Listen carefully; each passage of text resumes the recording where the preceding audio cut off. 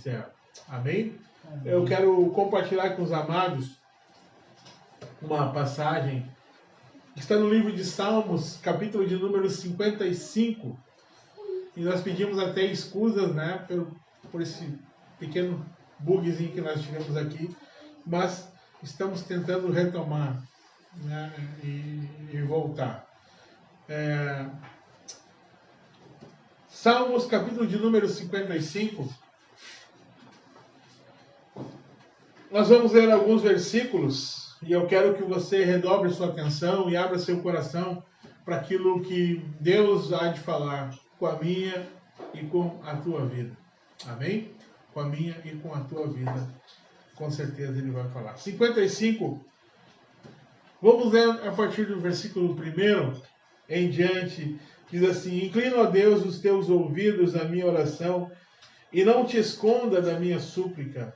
Atende-me, ouve-me, lamento-me e rujo por causa do clamor do inimigo, da opressão do inimigo, pois lançam sobre mim iniquidade e com furor me aborrecem. O meu coração está dolorido dentro de mim, temores de morte sobre mim caíram.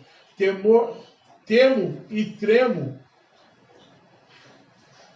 Temor e tremor me sobrevém e o horror me cobriu. Pelo que disse: quem me dera ter asas como uma pomba, voaria eu e estaria em descanso. Eu fugiria para longe e pernoitaria no deserto. Apressar-me iria em escapar da fúria do vento e da tempestade. Despeça, Senhor, e divide a sua língua, pois tenho visto violência e contenda na cidade. Amém? Amados, quero falar nessa noite sobre a maneira com que Deus trabalha. Quer, filho? Deus, muito obrigado, viu? A maneira com que Deus trabalha nas nossas vidas através das crises. Porque nenhum de nós, apesar de estarmos em Cristo, estamos imunes de passar por crises, por momentos de tristezas, momentos de angústias, momentos de tribulação, momentos de apertos, uma infinidade de situações que nós poderíamos mencionar. Nesse período de pandemia, não há quem não esteja passando ou quem não tenha passado por alguns momentos como esses. No entanto, o contexto que nós lemos nos mostra uma circunstância distinta em que o salmista estava vivendo, em que Davi estava vivendo. O texto base que foi escrito por Davi, que era um grande vencedor de batalhas, que era um homem guerreiro, aguerrido, né, que não temia a homens, que destemidamente foi ao campo de batalha, venceu gigante, não só um, mas na sua vida enfrentou alguns gigantes. Mas o que ficou registrado como uma grande vitória foi aquela vitória de Davi contra o filisteu. E olhando para o histórico desse guerreiro, olhando para o histórico desse homem aguerrido, forte, corajoso, olhando para o histórico desse homem que não tinha muitos aspectos negativos para destacar, mas o texto que nós lemos mostra uma situação de tragédia, uma situação trágica, não é? Ele está expressando aqui no profundo de sua alma algumas coisas que vinham do seu coração, o temor, o medo, a angústia, a ponto dele chegar e dizer assim: olha, quem me dera que eu tivesse asas, eu tomaria um rumo, eu fugiria para um outro lugar, eu iria para longe, eu iria para o deserto, eu sairia do ambiente. Isso denota para muitos de nós um aspecto de covardia, um aspecto de quem está pensando que talvez a luta seja para a derrota e, na verdade, não podemos aceitar esse princípio de derrota na vida daquele que tem a Cristo Jesus. Porque quem conhece a Cristo e sabe quem Ele é, passa por tribulação, passa por angústia, passa por medos, passa por açoites, passa por coisas terríveis, mas o Senhor está presente todo o tempo. Amém? Nós passamos e nunca passaremos sozinhos, nunca estaremos sozinhos. Nós pregávamos isso no domingo à noite, falávamos sobre esse aspecto. Deus é um Deus presente todo o tempo para nos auxiliar, para nos ajudar, para nos fazer vencedores. Mas Davi, em alguns momentos da sua vida, teve uma certa cegueira, porque as adversidades e os problemas às vezes nos cegam. Não nos deixam ver o grande Deus que está conosco. Não nos deixam entender o quão grande é o nosso Deus. Quão grande Ele é. Quão formoso Ele é. Quão poderoso Ele é.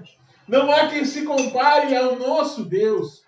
Não há quem possa sequer limitar as suas ações, os seus atos. E se eu estou em Cristo e vivo uma vida correta, distinta diante de Deus, não há quem possa limitar os meus atos, porque Cristo está em minha vida. Não significa que eu não vou passar por adversidades, que eu não vou passar por tribulações, que eu não vou passar por situações complexas como essa que Davi estava vivendo. No entanto, eu tenho a convicção, e você precisa ter, e o salmista por um momento teve esse lapso e talvez esqueceu, não é?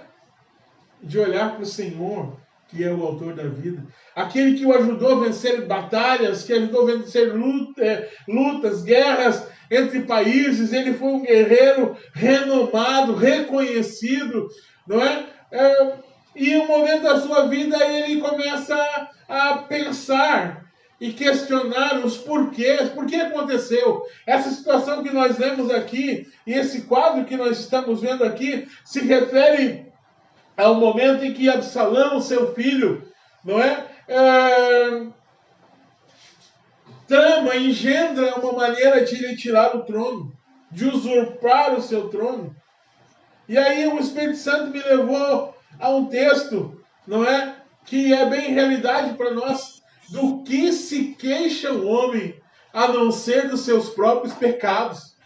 Vou repetir, do que se queixa o homem, a não ser dos seus próprios pecados? O que Davi estava aqui colhendo, não é?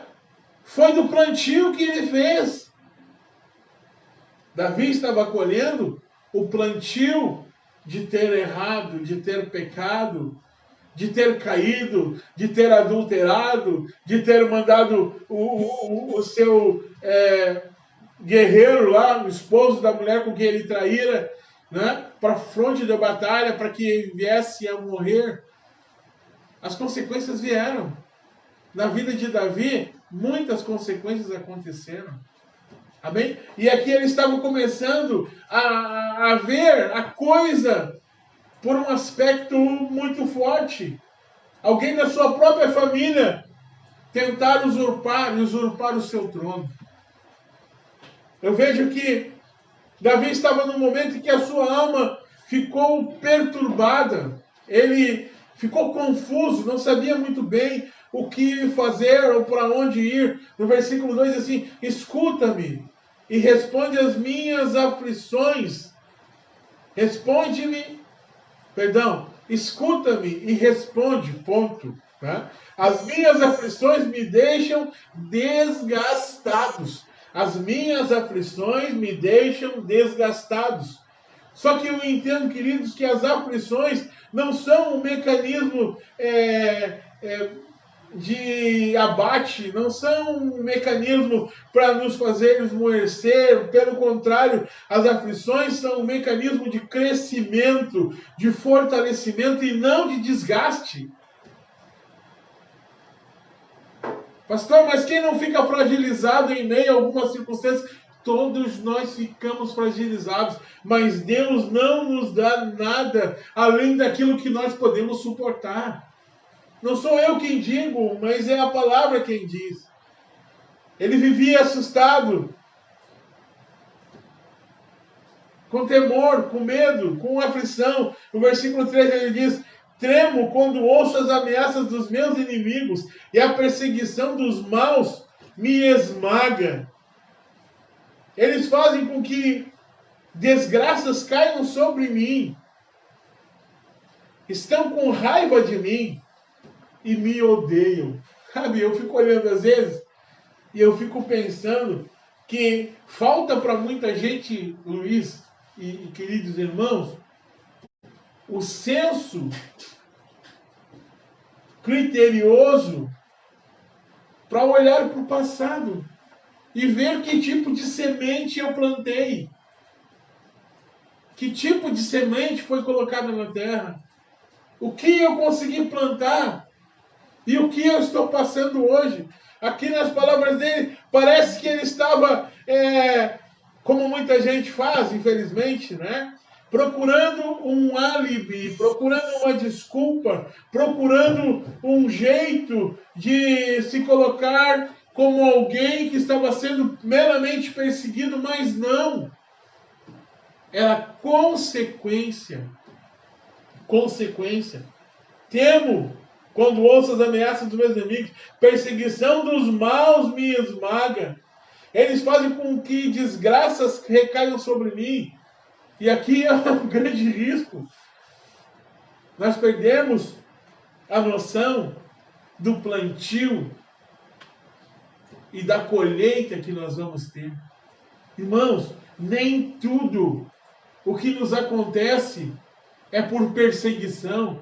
Nem tudo que se dá na nossa vida é porque alguém não gosta de nós. Preste atenção no que você planta. Preste atenção nos seus atos. E tenha bom senso para chegar no tempo de entender que as consequências vieram, que o plantio aconteceu e agora você vai ter que arcar com elas. É forte dizer isso. É até difícil para alguém entender isso. Porque todos nós temos essa coisa, não é? De ficar procurando um jeito de nos justificarmos ou uma outra coisa qualquer. Mas não eram os seus perseguidores, não eram as pessoas culpadas, mas tão somente os seus atos. Os seus atos. Ele estava vivendo em desespero. O meu coração, no versículo 4 e 5, meu coração está cheio de medo, pavor. Da morte cai sobre mim. Sinto um medo terrível. Estou tremendo. O pavor tomou conta de mim. Todo ser humano, quando passa por alguma circunstância desagradável, vai sentir medo. O salmista não era um super-homem, mas ele tinha alguém que estava sobre ele que era superior a qualquer circunstância. No entanto, o seu estado psicológico não o deixava entender o porquê de estar vivendo aquelas coisas. Vamos fazer uma meia-culpa às vezes. Vamos parar e pensar um pouquinho em que tipo de colheita nós estamos tendo. Nós falávamos ontem à noite, no propósito de oração, as colheitas de um cidadão, determinado cidadão da cidade aqui. E de fato, nós só vamos colher coisas boas quando coisas boas plantamos. Preste atenção no seu plantio. Essa situação desgastante na vida de Davi, trágica na vida de Davi, influenciou Davi a pensar em algo que muita gente pensa: fuga. Então disse: quem dera se eu tivesse asas como uma pomba, voaria até encontrar repouso. Sim, eu fugiria para bem longe no deserto. Eu teria o meu abrigo. No deserto, no deserto eu teria o meu abrigo. Eu me apressaria em achar refúgio longe do vendaval e da tempestade. Meu pai usava muito uma frase: quem planta ventos, colhe tempestades. Amados, eu tenho aprendido que tempestade não é para a vida toda. Tempestade tem um começo, Luiz, tempestade tem um começo. Mas vai chegar a hora que a tempestade vai passar. Amém. Amém? Amém. Querido, tempestade começa, mas chega um tempo em que a tempestade vai passar. A natureza não permite que a tempestade seja prolongada.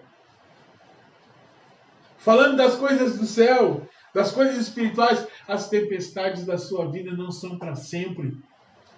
Não tente fugir, não tente escapar, não tente.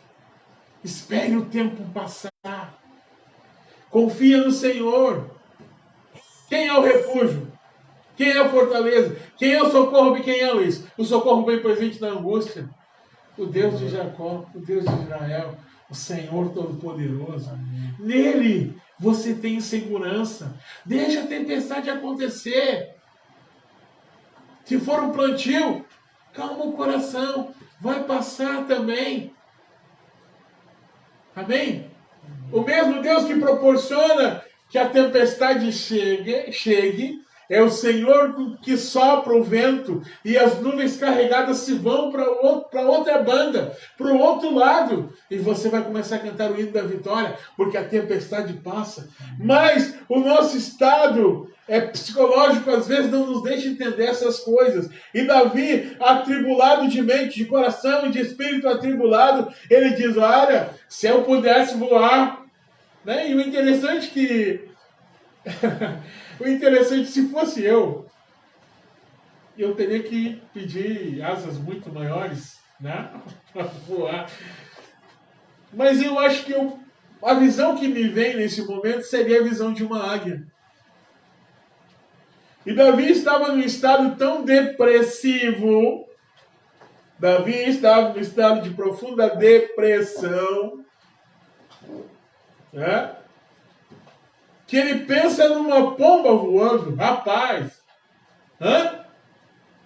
se é para andar acima das tempestades, então tem que ser águia. Não pode ser pomba. Não sei se você pegou. O nosso estado psicológico nos coloca em uma situação que nós não conseguimos ter dimensão de que fatos de verdade nós precisamos viver. Davi não podia pensar em uma pomba, mas em uma águia. Se eu tivesse asas como uma águia, eu subiria acima das tempestades e eu estaria protegido, eu estaria bem. Olha outra coisa interessante que ele diz. Se eu tivesse asas como pomba, eu voaria até encontrar repouso. Sim, eu fugiria para longe. E no deserto eu teria o meu abrigo, meu querido. Que tipo de abrigo você vai ter no deserto? Que tipo de circunstância você vai ter no deserto? Se hoje o deserto é terrível, imagina naquela época que não se tinha condição alguma. Se não tivesse um animal de carga, você não tinha nem condições de sobreviver. Se não tivesse como portar água, você não tinha como sobreviver. Mas olha a perspectiva de Davi. Olha, Luiz, eu quero ser uma pomba para andar por cima das nuvens, da tempestade. E eu quero o seguinte, eu quero voar e eu vou para o deserto porque lá eu vou achar o meu abrigo. Que perspectiva a gente tem no momento de tribulação, de angústia, de perseguição. Ei, você não precisa viver nesse estado. Você não deve viver nesse estado. Você tem um Deus que cuida de ti. Você tem um Deus que te ama e te faz vencedor. Até mesmo nos momentos da sua colheita, Ele vai estar te acompanhando, olhando para você.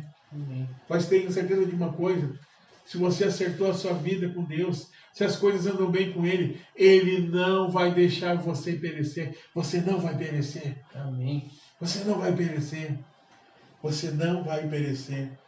Enquanto estamos nos sentindo oprimidos, ou quando as preocupações da vida nos causam medo, angústia, ansiedade, opressão, nós muitas vezes nos vemos como Davi e pensamos em fugir. Não é essa a melhor saída. A melhor saída não é como uma pomba chegar acima das tempestades.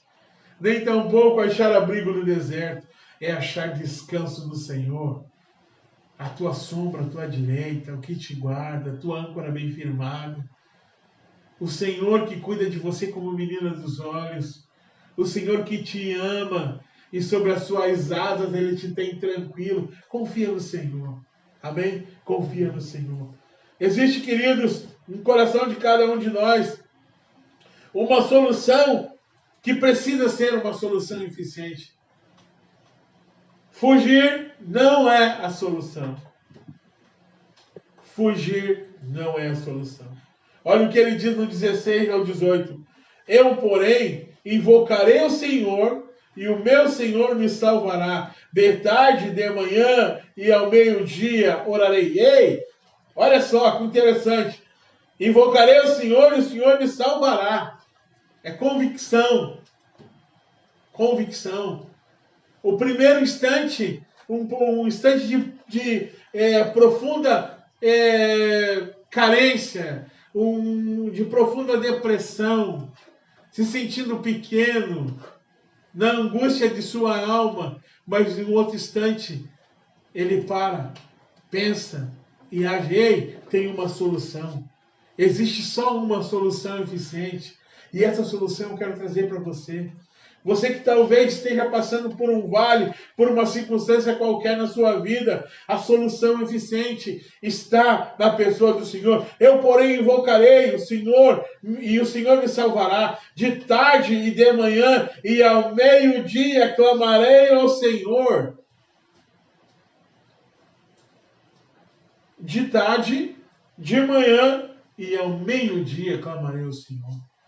Em 3 momentos ele está dizendo que eu farei o possível para continuar mantendo o contato com o Senhor. Tem um cântico da harpa cristã que eu gosto muito, que talvez eu não lembro de toda a letra, mas diz: guarda o contato com teu Salvador, e a senda do mal não te cobrirá, e a sombra do mal não te cobrirá, e na senda alegre tu caminharás, estando em contato com teu Salvador. É necessário estar em contato com o Salvador, não uma vez no dia, uma vez aqui outra, mas à tarde, à manhã e à noite, ao meio-dia invocarei, e ele diz: clamarei, e ele me ouvirá, ou ouvirá a minha voz.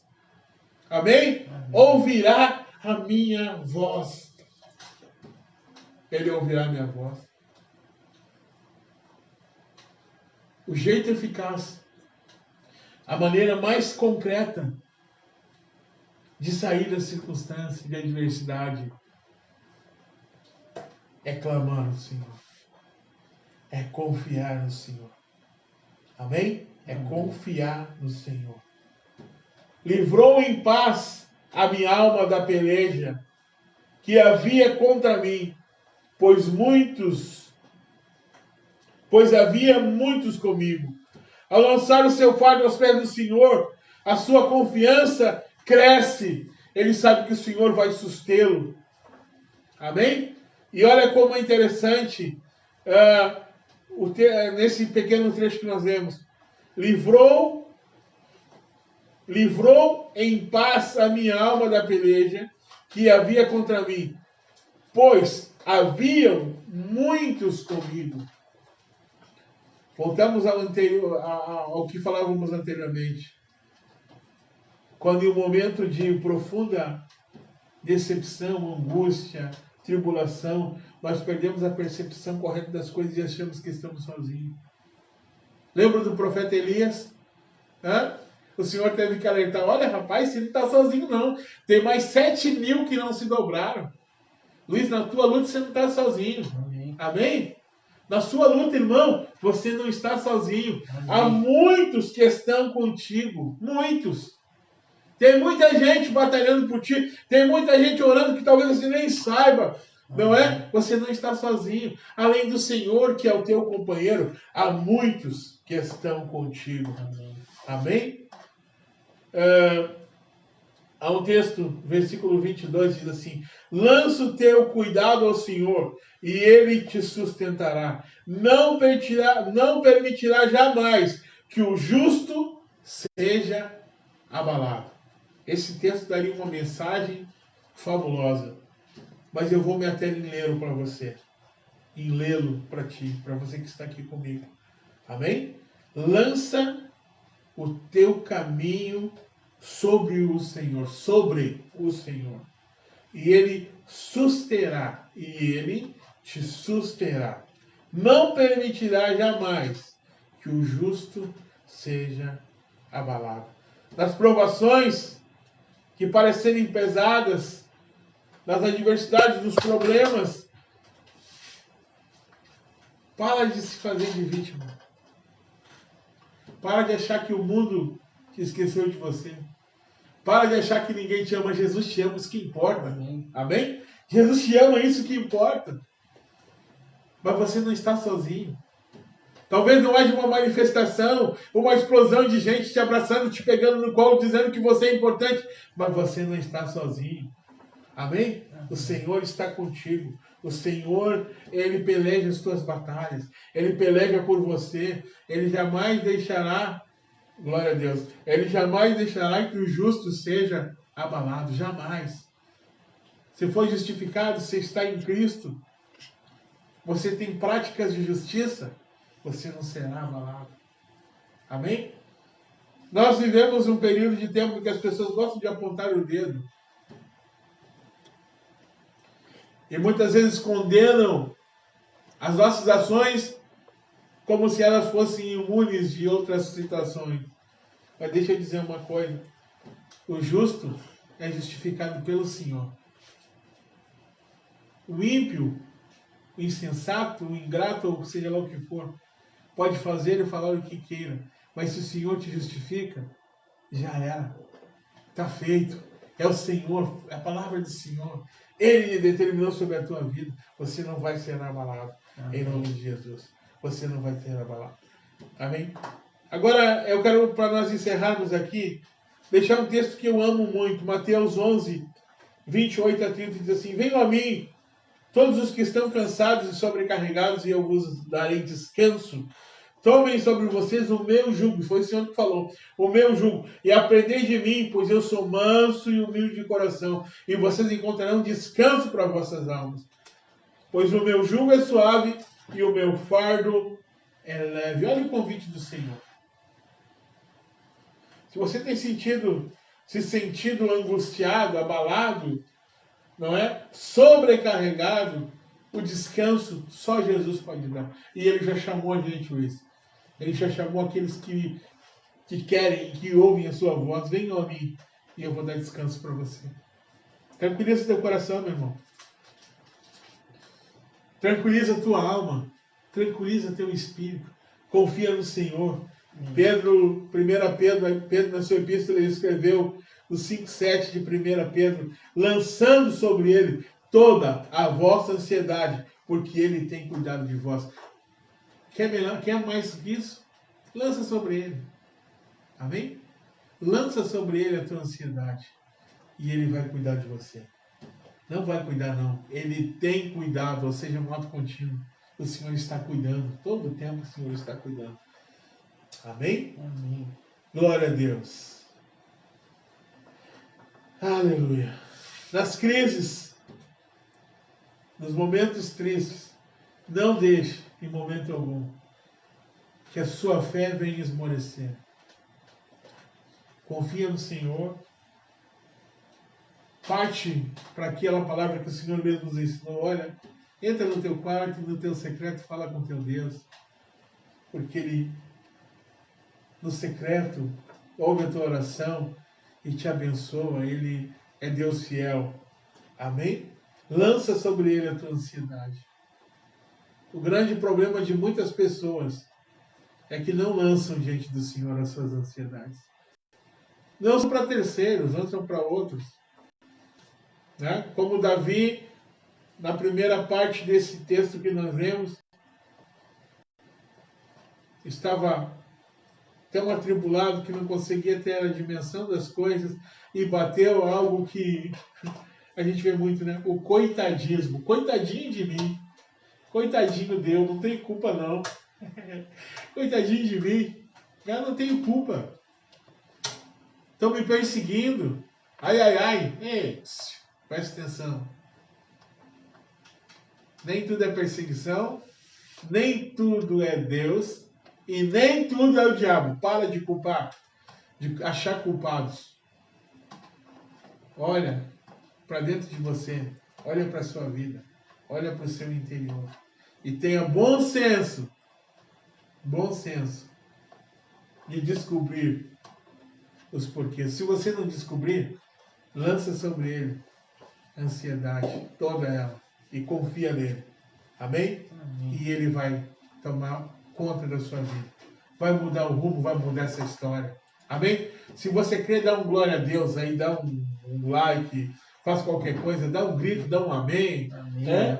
Pula dentro de casa, né? Faz um fitness santo aí, né? Dá uns pulos, dá uns saltos, dá glória a Deus, faz qualquer coisa. Mas engrandeça o Senhor, né? Tanto ali atrás na expectativa ali, né? Um grande espectador. E tá quase pulando aqui. Não, tava brincando. Bênção de Deus. Tome uma ação, tome uma posição. Amém? E faça a diferença para você, para sua vida, para sua casa, para sua família, para as pessoas que estão no seu entorno. Muita gente não tem noção, mas você se acha tão pequeno e Deus te vê como um gigante. Você se acha assim, sem possibilidade de influenciar, mas Deus te vê como um grande influenciador. É através de você, é através da sua ação, do seu testemunho, que Deus quer mudar a história de muita gente na tua casa. Amém. Recebe essa palavra em nome de Jesus e deixa o Espírito Santo tomar a tua vida para fazer a diferença, para mudar todo esse quadro que você está vivendo, que sua casa está vivendo, que sua família está vivendo. Amém? Só confiar no Senhor e deixar o seu coração aberto para Ele. Fique em paz, né? O Deus de paz guardará vossos corações e mentes em Cristo Jesus. O Deus de paz, Ele tem esse privilégio de nos guardar, de nos proteger e nos trazer a paz. Em vários momentos, quando o Senhor encontra com os seus, Ele diz, paz seja convosco. Amém? E é por isso que os crentes dão a paz do Senhor. Viva em paz. Viva em paz com Deus. Viva em paz com você mesmo. Se você estiver em paz com Deus, você vai viver em paz com você. Você vai viver em paz com as pessoas que estão no seu entorno. Amém? Faça isso em nome de Jesus. E você vai ver que a vitória vem. As conquistas virão em nome de Jesus de Nazaré. Amém? Vamos orar a Deus? Depois nós lemos alguns comentários. Amém? Uma irmã tinha pedido oração, se eu não me engano, pastor. Deixa eu ver aqui. Nós vamos verificar aqui. Ver se nós achamos. Ana Caroline, do Rosário. Paz, pastor. Pedimos oração a todos os enfermos e por nossa família. Estamos em recuperação do Covid. Glória a Deus. Vamos orar sim. Vamos subir a barrinha, ver se nós temos mais algum. Pedido de oração, Acho que é isso, não, né? pastor. Mas tem bastante comentário. Mas pedido de oração, acredito que seja isso daí. Bem. Estou falando sobre o áudio. Muito bem. Vamos orar então a Deus. Vem cá, Natan. Chega aqui. Vem cá. Hã?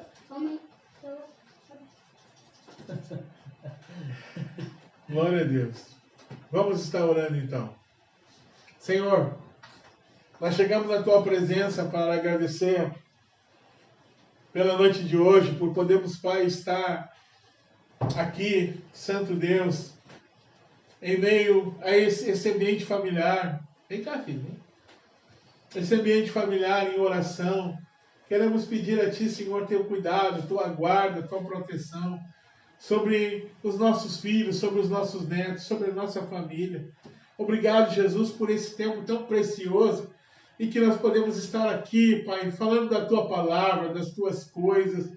Oh, Santo Deus, obrigado pela vida do Luiz. Senhor, nesse propósito de oração que estamos pela vida do Luizinho às 11 horas, continuaremos em oração, Pai.